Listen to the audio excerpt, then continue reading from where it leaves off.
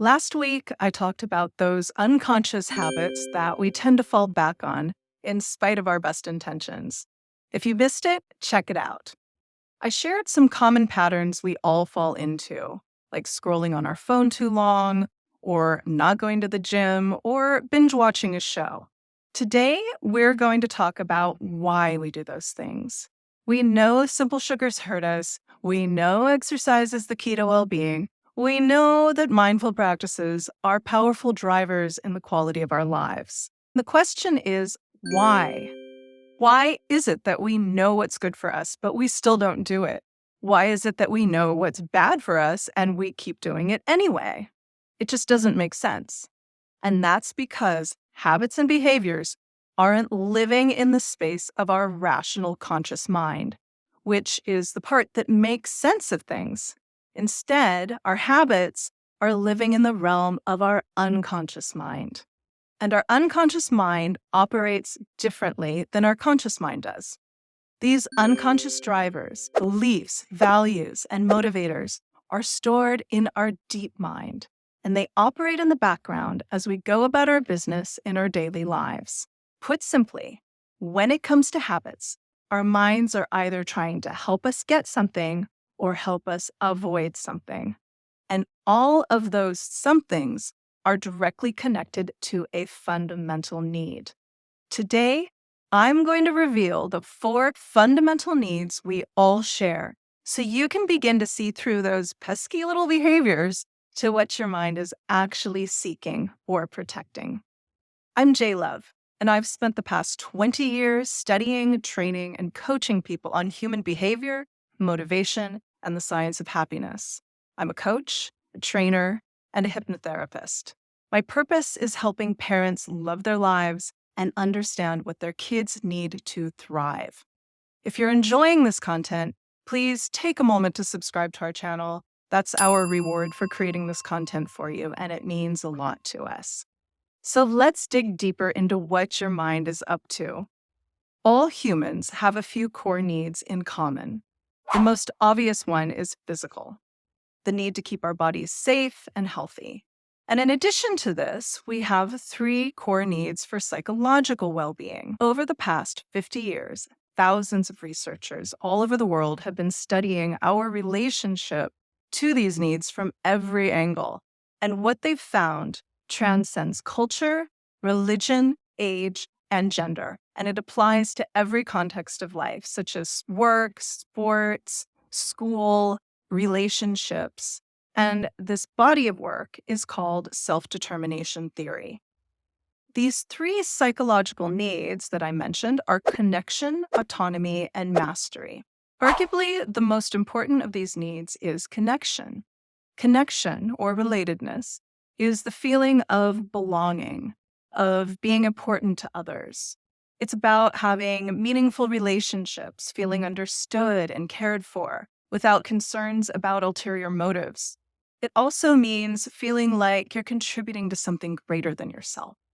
Simply, we all need to feel like we're part of a group or a community, and that we matter to the people around us. Connection is the fuel that keeps us going day to day. Long ago, our ability to build relationships and trust and cooperation helped us increase our chances of surviving, of having a stable food supply, of protection from predators. And over time, the need for social connection has become so baked into our nervous system that even when our other psychological needs are going unmet, a strong sense of connection may still keep us going. Neuroscience shows us that when we connect with others, it activates a part of our brain called the reward system, which is the same area that lights up when we enjoy a delicious meal or find a crisp $20 bill on the ground. This gives us a natural high. It makes us feel good. It motivates us to seek out connections again and again. On the flip side, when we feel socially rejected, it hurts, like literally. It's like our brain interprets this lack of connection as if it were physical pain, and it releases cortisol, a stress hormone. If connection is chronically missing, we can easily fall into a state of depression and even become ill. So our drive for connection isn't just a nice to have, It's a fundamental part of being human, built right into the very structure of our brains. Autonomy is the experience of being the cause of the outcomes in our lives versus being at the effect of others deciding our outcomes for us. It means that we are the author of our own story. We get to make the choices that determine our own destiny.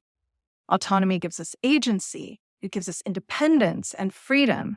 And when we have autonomy, we feel empowered to make our own choices. We have healthy relationships with authority. We can set and maintain healthy boundaries with other people.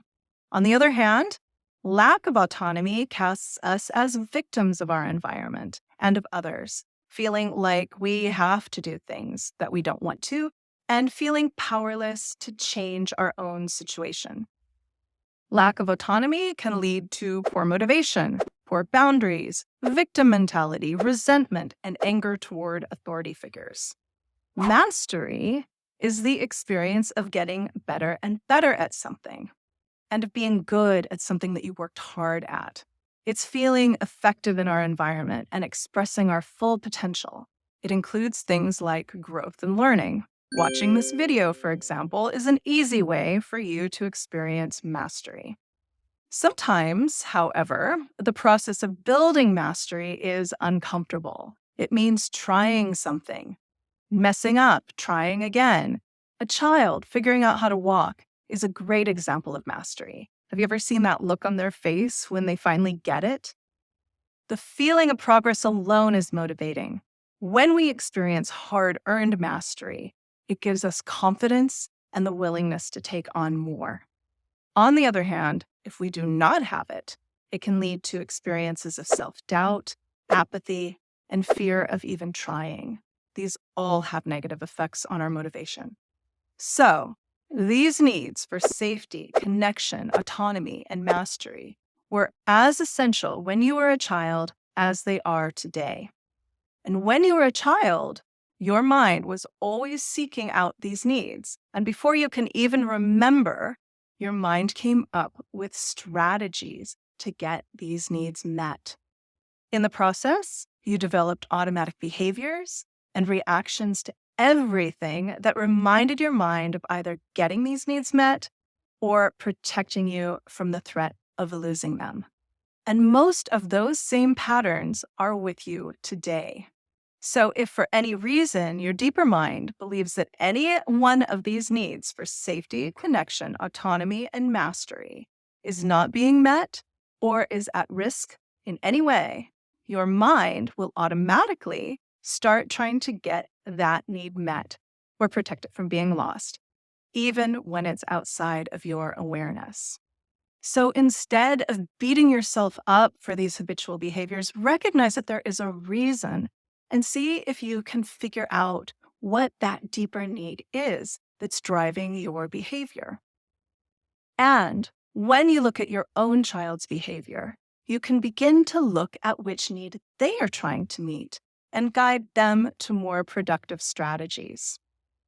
If you liked this video, please subscribe to our channel and join our mailing list to get an update on our latest topics and promotions. The link is in the description.